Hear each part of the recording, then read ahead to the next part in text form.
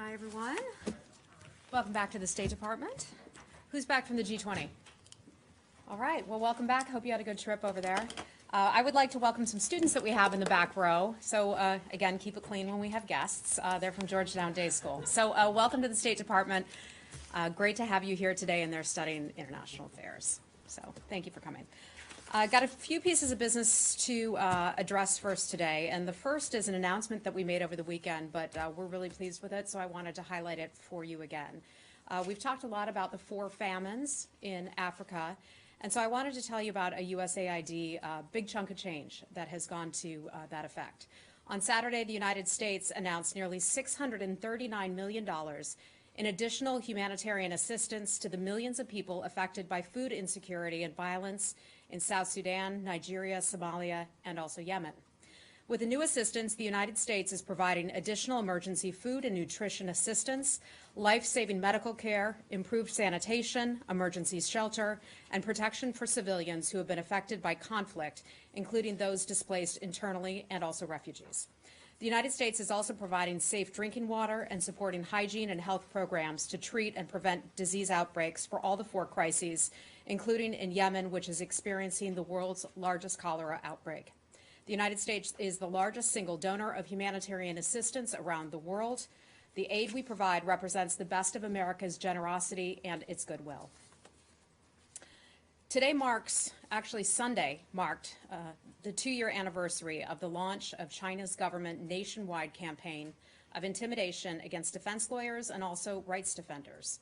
The State Department remains deeply concerned about the continued detention of at least 7 defense lawyers and rights defenders and reports of their alleged torture and denial of access to independent legal counsel.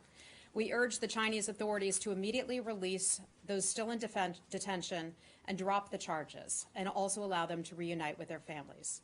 We urge the Chinese authorities to view lawyers and rights defenders as partners in strengthening Chinese society through the development of the rule of law. And finally, I'd like to announce something that's taking place here at the State Department, a busier place than usual today. There is a meeting of the Global Coalition to Defeat ISIS that's underway this week.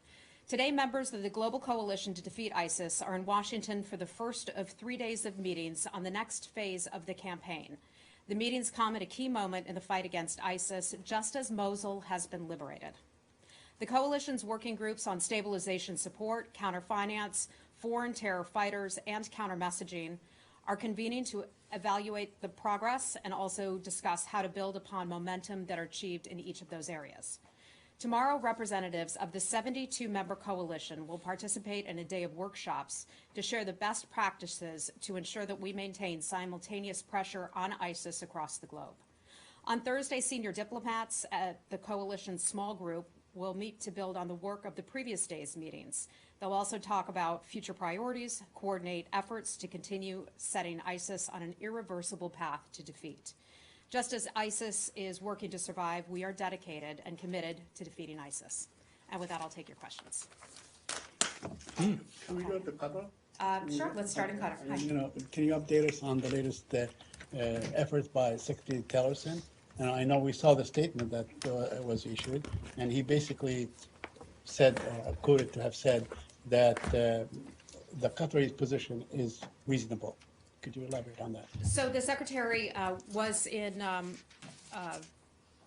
sorry, UAE. No, he was in. He's based in Kuwait and has had a few series of trips.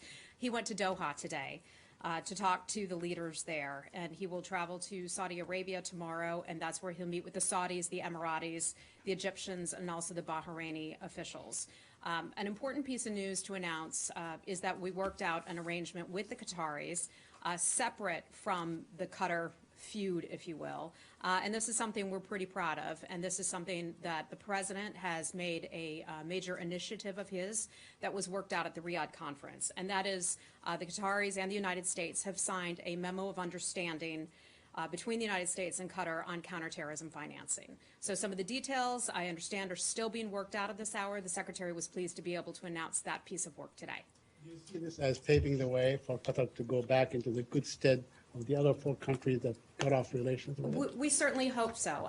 We know that all of those countries, as we talked about in Riyadh, share the concern about ISIS, the global terror network, and they recognize that we are all stronger when we are working together and coordinating in the fight against ISIS. So we believe that this memo of agreement between the United States and Qatar is a good first start to get that underway.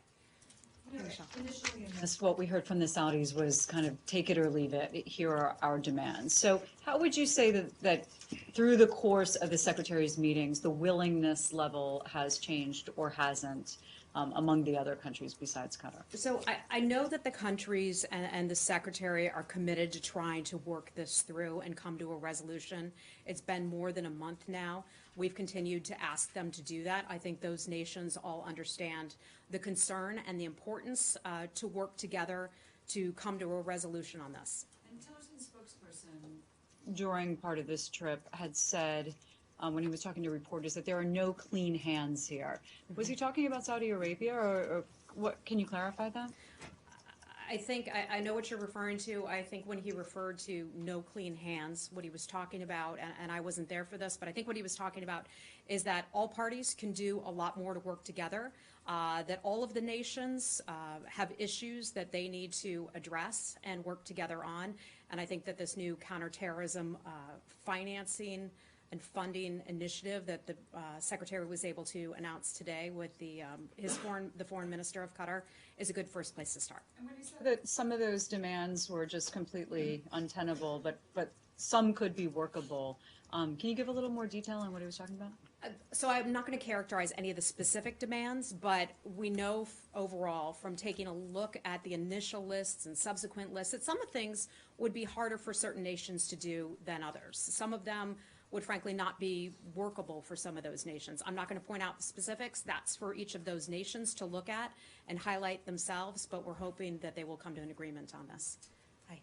Heather, State and Qatar have described this agreement that they signed today as a separate agreement, that process that had begun in Riyadh before this blockade began.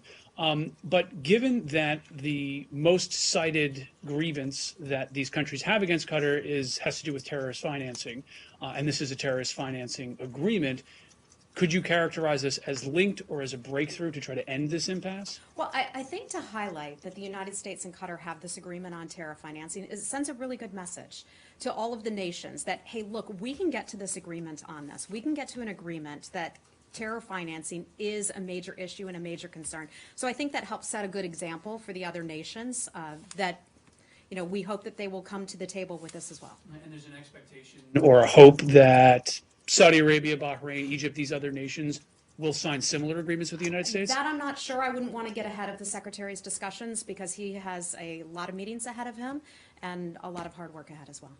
Okay. Hi, Kelly. Hey, does the Secretary, just to clarify, want other nations to sign onto it, considering that the Qatari foreign minister said that they are the first nation to sign on to this memorandum? I'm not certain if this memorandum is going to be extended to the other nations. There could potentially be, but I don't want to get ahead of the Secretary.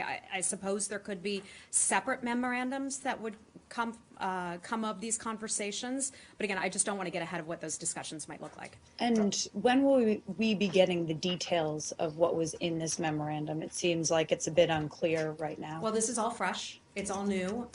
The president had asked the Secretary to go over there and personally handle this. So we're just going to keep an eye on it, keep an eye on the situation because it's still developing.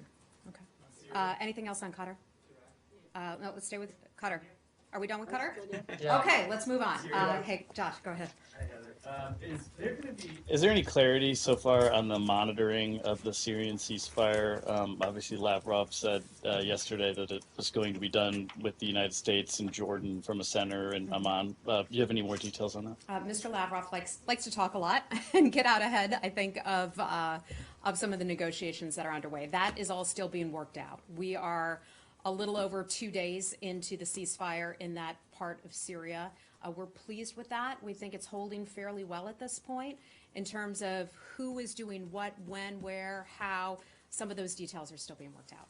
Is there a level of urgency in working that out? Because it seems like if you don't have a monitoring or an enforcement mechanism of a ceasefire, it sort of incentivizes people to break it because Well, who's I monitoring? think the first objective was, and this is no small feat, that the United States, that Jordan and Russia were all able to work out an agreement to bring in a ceasefire in a separate new area. You know, this is aside from the Astana process, which had the other zones. This is the de-escalation zone that is a fifth and separate region. So I think it's a terrific feat that they were able to identify this region and agree to a ceasefire and allow that ceasefire, for the most part, to take hold. So this is something that I know is important to get to the position where there are monitors, and who those monitors will be, I don't know at this point. I know we have folks in the region. I know that our special envoy to Syria is actively engaged in these conversations, so I anticipate we'll get that information in the near future. Do you think you might be able to provide a map or an outline of the specifics of the region, or just give more clarity on what I'm we're not talking sure that about? we'll be able to do it. That may be classified at this point. I can certainly look into that. And is there any assessment about, there was some flashpoints that happened in the last 24 hours in parts of the area that might have been considered the ceasefire or might not have, a regime offensive in Suaraya or Swayad? So my understanding is on the outskirts. that is actually outside of the area where the ceasefire has been called or has been identified. Again, for the most part, this seems to be holding right now. I'm not going to say that there aren't going to be skirmishes or things here and there, but so far this is holding, and a pretty incredible feat that the United States, Russia, and Jordan were able to come to this. Okay, anything else on Syria?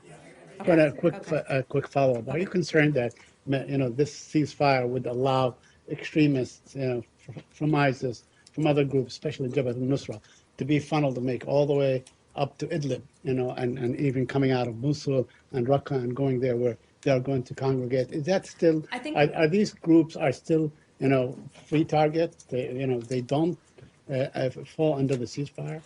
This is still a fresh agreement, so we're going to wait a little bit and let this agreement play out.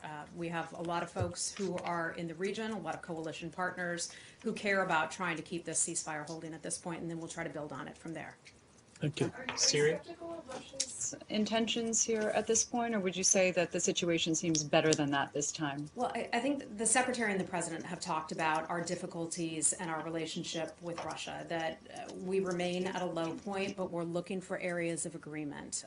I think when you find areas of agreement that you can work on, you start to build from somewhat of a point of confidence and comfort level. If we can get that initial building block in place, perhaps we could work on the next step. I know one of the commitments we share at this point is not just the ceasefire, but also allowing humanitarian access to get in. That's badly needed. And so the hope is that we can get in humanitarian access and help the folks there in that Would you say area. that the State Department stance at this point is optimistic, or is it not at that point? I think yet? optimism in a country that has seen a brutal regime, that has seen so much misery over 6 years. I think optimism is perhaps too strong of a word, but I think it is promising in a certain sense that we've been able to get this ceasefire underway, and for the most part, it's been able to hold so far, and we'll keep building to do more. Okay, anything else left on Syria? Yeah. Okay, Syria. who is Syria? Here? Sir, hi. Yeah. Is the deal sustainable without Iranian buy-in? And do you know if the negotiators are in contact at all with Iran? I have no information on that whatsoever. Okay? Syria. Okay. Yeah. Liz, did you have something on Syria? Yeah, follow up on Syria. And Tanya Kalmakova, I'm correspondent for Russian news agency RIA Novosti. I want to go back to previous statement of Mr. Tillerson on proposal to establish joint mechanism, and specifically that includes establishing no-fly zones in Syria. Is that something that we're going to see in the near future? Are you working on that with Russian counterparts, or for now it's like just a proposal? I'm not going to get ahead of any of our diplomatic conversations that could be had. I think the focus today is on this ceasefire. We're pleased to see that. We also have had some movement from the standpoint of meeting with the Russians, and that's something I wanted to announce today, that Under Secretary Shannon will be meeting with the Russians with his counterpart here in Washington on Monday. So that was something that the Russians, we had on the schedule. with him previously, and Russia had canceled that meeting, as you all know, in St. Petersburg. Undersecretary Shannon has been hard at work as we have been trying to find areas that we could deal with some of these so-called irritants, and that meeting's set to happen here in Washington on Monday. Pardon me? Is that meeting an outgrowth of the I discussions? don't know. This is something I believe that I know that Undersecretary Shannon, Mr. Shannon had this conversation about a week and a half or so ago, and I think this is sort of as a result of that. Is Ryabkov coming over, or is it somebody else? I believe it's Ryabkov coming here to Washington. Okay. Anything else on Syria? Syria. Shannon and Russia. Syria. Okay. Let's go on over to Iraq. Hi, sir. The Pentagon issued a statement which resonated what other U.S. officials from the State Department have said about the liberation of Mosul. It said we need to address the conditions that led to the rise of ISIS in Iraq. So I want to know whether the United States mission from now on will be to address those conditions in Iraq, and what are those conditions? I think our mission in Iraq will do what we can to support the Iraqi government and the people of Iraq. We are not going to unilaterally decide what's best for the Iraqi government. We have had close cooperation with them, and we are very, very pleased to see the liberation of Mosul. Let's not forget it was not that long ago where the most horrific things on the part of ISIS were taking place in Mosul, where we saw the beheadings of civilians, where we saw the crucifixion of Christians, where in various parts of Iraq and Syria we've seen people burned in cages, we've seen people drown. So I think it's a real welcome sight, not that the fight is over, but a welcome sight that Mosul has been liberated. Again, a tough fight ahead for the Iraqi government, other governments in the area, coalition partners. That's something that we're addressing here in Washington, but we remain committed to that and also to the Iraqi people and the Iraqi government. On the Amnesty International report, they have made some accusations against the coalition and the Iraqi forces, arguing that war crimes might have been committed by the coalition and Iraqi forces in Mosul, because I'm familiar with the Amnesty International report, and some would say, let's take a step back and take a look at this. The coalition and its forces do everything that they can to avoid civilian casualties. That's something as Americans, and I know the coalition as a whole, takes very, very seriously. Let's remember why we are engaged in this fight against ISIS. Let me remind you something I just said. The beheadings of civilians, the beheadings of children, the crucifixion of Christians, the burning of the Jordanian pilot in the cage. All of these things, I can go on and on about the atrocities that have taken place in that region over a few numbers of years. So we will continue to take that fight to ISIS and continue to allow Iraqi civilians to come home. The United States, coalition partners have had that win, if you will, but we know that it's not over yet. Amnesty's findings. I have not seen those findings myself. I know that they did not contact the Department of Defense or our coalition partners in putting together that report. Thank you. Remember that. Hi. ISIS could not have controlled Mosul without support from at least some local elements. So my question is, anyone, perhaps the Iraqis, perhaps you would know something about this, is anyone planning on establishing a mechanism for the victims of ISIS to seek justice, to hold accountable those who were involved in the terrible crimes that you've just described? I know that the United States has continued to offer Iraq our support in doing what is needed to help them, to not only help stabilize the country, but to help provide additional assistance. I believe that's something that the Iraqi government, I cannot speak for the Iraqi government, could potentially be looking into themselves, but I think that's something for the Iraqi government to decide. Be encouraging them to look into it? Again, I'm not part of the diplomatic conversations that are underway. I'm not aware of any that are taking place about that specific issue, but I know just historically, we would certainly support the government and what it needs to do to bring people to justice. Okay. Anything else on Iraq? Iraq? Okay. Let's. Hi. How are you? Can you provide any sort of update on the cyber framework that Secretary Tillerson announced on Friday? The president had described it as a cybersecurity unit, but the secretary had used the term framework. So just sort of any details you can provide and whether or not it is happening. So I know a lot of people like to pick apart the exact words that are used. Sarah Huckabee Sanders over at the White House addressed this issue yesterday, in which she gave a little bit more color about this. One of the things she said is that we recognize Russia as a cyber threat. We also recognize the need to have a conversation with our adversaries, and I think that sort of formulates what part of what the president's discussion was. She went on to say that the discussions may still take place over that particular issue that you mentioned, but that's as far as we can really look ahead right now. It won't be part of, for example, Undersecretary Shannon's meeting next Monday. I'm not aware of that. I know that this was a meeting that the Undersecretary has been trying to get on the books for quite some time. Again, it was canceled, as you all know, about 3 weeks ago or so, and so we're pleased to have that meeting on the books. And can you say, the Secretary was saying after that meeting as well that both presidents agreed, rightly in his opinion, that we needed to move on from this issue of a cyber intrusion. Does that mean that there will be no sort of repercussions for Russia because of the meddling in the U.S. election? Well, I'm not going to speak for the White House or the president, but I think Secretary Tillerson has been very clear about that, and that's part of the reason that the Russian government was asked to leave its dachas here in the United States, So because we knew that there were some activities taking place in those dachas that were not permitted under U.S. law. But no further repercussions by this administration? I can't speak to what the White House could potentially be working on or not working on at that point.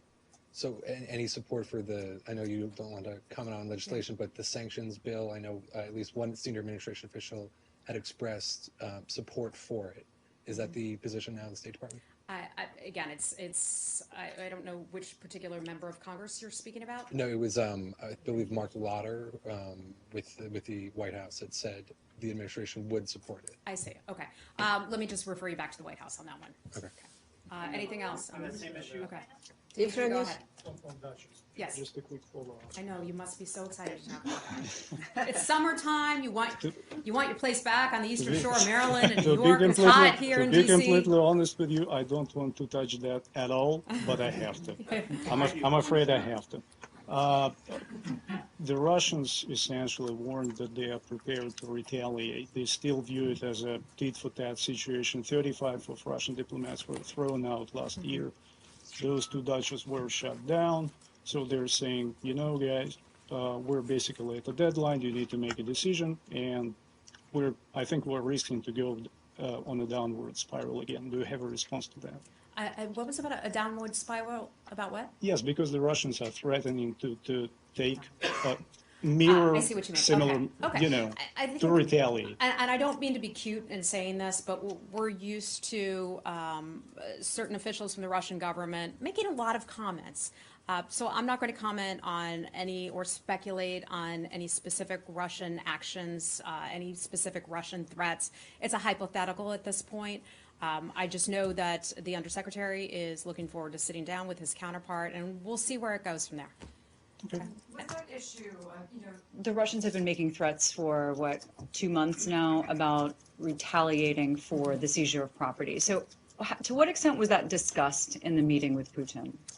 I'm not sure. I'm not aware whether or not that came up. I can certainly look into it for you, though. But I'm not sure I'll be able to get an answer. Okay, and when you were just asked about any potential repercussions or more punishment for Russia's cyber meddling, you mentioned the dachas and the expulsions. Are you saying that Secretary Tillerson feels that that is an adequate response to what Russia did in the election? I don't know that I would characterize it that way. I think the Secretary has been clear. Okay. I'll disagree with you there politely, but I think the Secretary has been clear on his concerns about that, and we'll leave it for Mr. Shannon and Mr. Ryabkov to have those conversations on Monday, and I'm not going to get ahead of those. All right, thanks. Thank you. Let's switch regions now. Turkey. Okay, let's go over to North Korea now. Thank you very much. How are you? How are you? Yeah. Does the U.S. have any update sanctions against North Korea, like such as secondary boycott? Such as what? Secondary boycott. Okay. One of the things Secretary Tillerson has talked about is we would be willing to, and I don't say a lot about sanctions, but I can say this because it is a general matter. We are willing to look at third-party sanctions and look at other nations and sanction them if they are involved in activities that help give money to the DPRK. A couple recent examples, there were sanctions issued against some Chinese entities.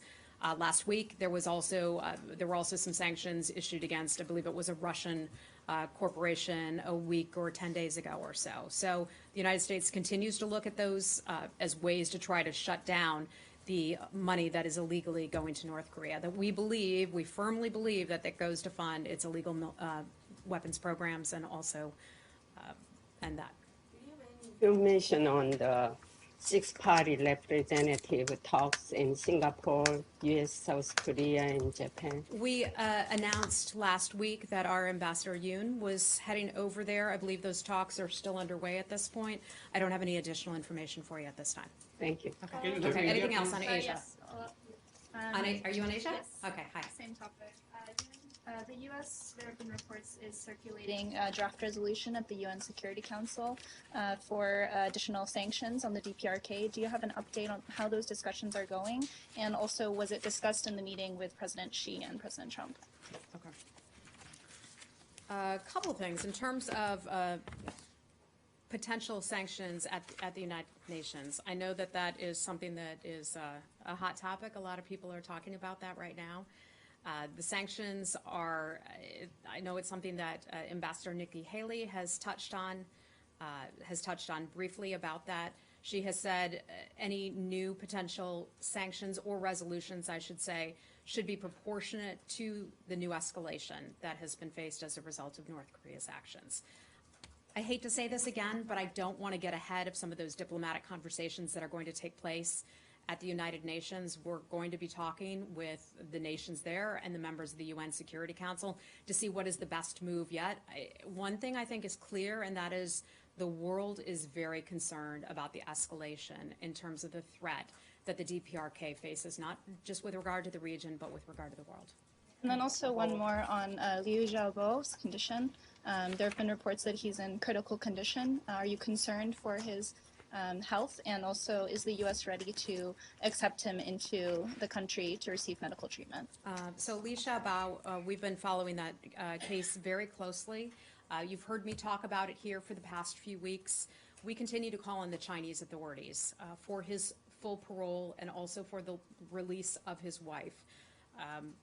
At China's invitation, and we were pleased to see this take place, U.S. and German medical experts were able to come in, visit him, and also visit his family. I understand that his wife, who had been under house arrest, was able to be with him at the hospital. We're happy about that. However, we continue to call on China to release him so that he can receive medical treatment wherever he desires. If it's in the United States, I think we would certainly welcome that. The State Department was involved in helping to get a U.S. doctor from MD Anderson to China to be able to take a look at him. I know there was also a German doctor that was in attendance too. We would like for Mr. Liao to be able to make his own health choices about where he would like to go. Okay? Anything else on China? Okay, go ahead.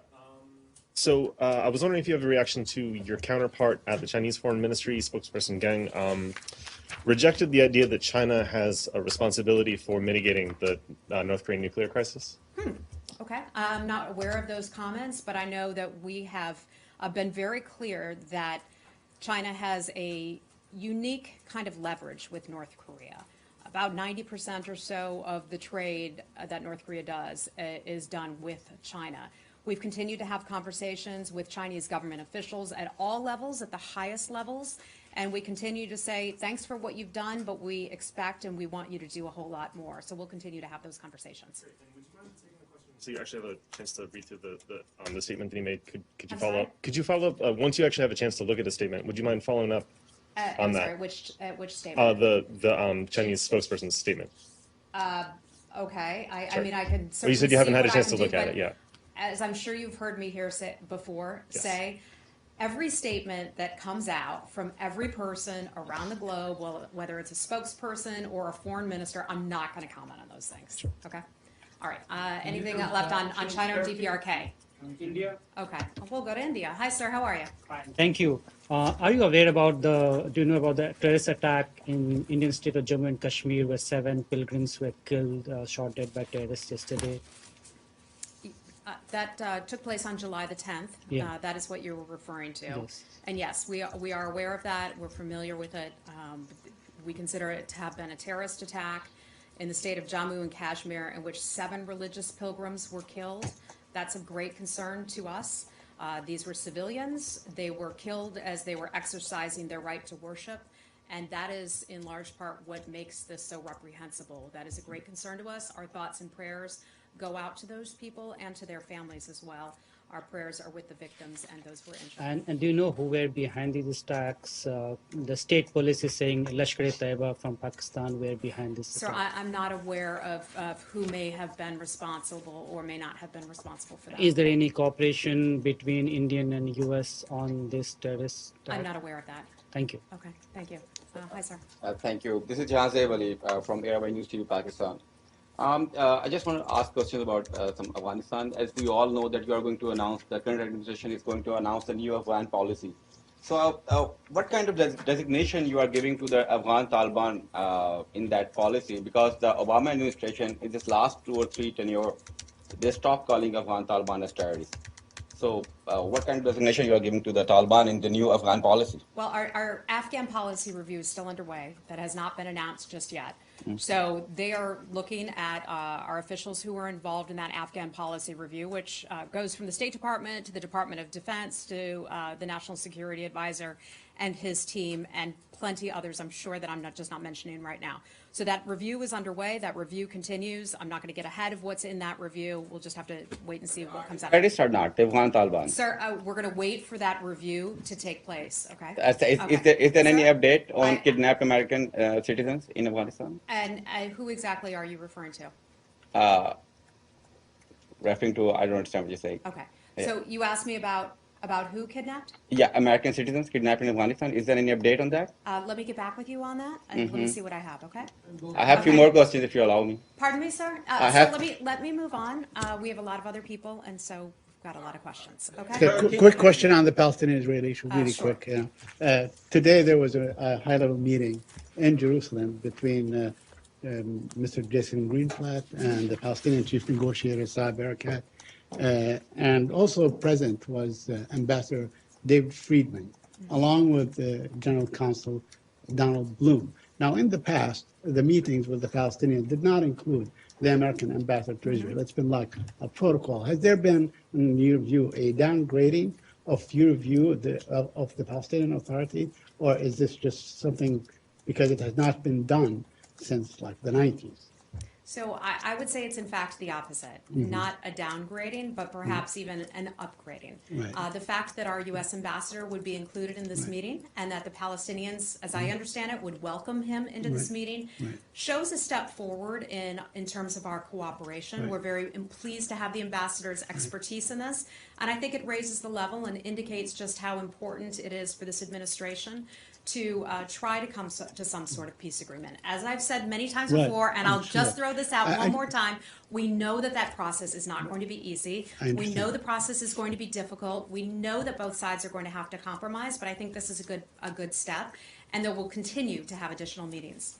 Because in the past, there was the Consul General who basically behaved as, or conducted himself as an ambassador to the Palestinians. So is this changing now? Saeed, I don't know why you want to get into the bureaucracy and the diplo speak of all of this, but I see it as a positive thing that the ambassador is there. It doesn't. I don't really think it matters if that position had not been there at the meetings. What matters is the Palestinians, as I understand it, they welcomed him, and that he was a part of that meeting, and I think that really underscores the importance that this administration is putting on that issue. We're still hopeful, okay? We're not giving up yet. Palestinian follow-up question. Okay, last one. Last week, AP asked a question about the difference between restrained and unrestrained settlements. And the AP reporter specifically asked about whether the location of the settlement differentiated between restrained, which would be somewhat acceptable, versus unrestrained, unacceptable. So my question is, you said you'd follow up on that. Yes. Do you believe that settlements on the Palestinian side of the barrier, that would be unrestrained, and and within the settlement blocks that would be restrained, or how do you differentiate in terms of location? I think that's something that is still under review. As you know, Mr. Greenblatt in the region, Mr. Kushner has made many trips there, and so I'm just going to defer to them on that issue for right now. Okay? Turkey? Okay, last thing, Turkey. Yes, Thank you. Yesterday, Washington Post had an editorial titled Mr. Tillerson's Betrayal of Democratic Ideals with regards to Turkey visit. And it basically argued that Mr. Tillerson went there but did not mention any of the human rights issues, including press freedom and all the other issues. And this is the second time Mr. Tillerson went to Turkey and did not meet again with the opposition figures. What's your comment on this criticism? Well, first regarding the Secretary's schedule, he has had an absolute whirlwind of a week from the G20 to then heading over to Ukraine in Kiev to address the ongoing issues there, and then to Turkey for a short stop in which he was very busy on that stop, and then now handling the GCC and the Qatar resolution of that dispute. So he's had an awful lot going on. We have continued from this podium and through our statements and elsewhere and in conversations at the highest level to have expressed our concerns with what we see as certain areas of concern, human rights violations, for example, mass imprisonment of people in Turkey. We continue to raise those concerns with the government of Turkey, and that has simply not changed. Okay? You are saying that if there was more days, Mr. Tillerson would have met with the opposition figures. It is not a policy issue, but there was no time for that meeting. I don't have the Secretary's schedule in front of me, but I know it was a tight schedule. I know that he has had an awful lot on his plate. I would go back to our previous statements where we have expressed, in Turkey as well as other nations around the world, expressed our great concerns about human rights and so forth. And so that has not changed. The Secretary has been clear about that. Guys, we have to leave it there. Thank you. In his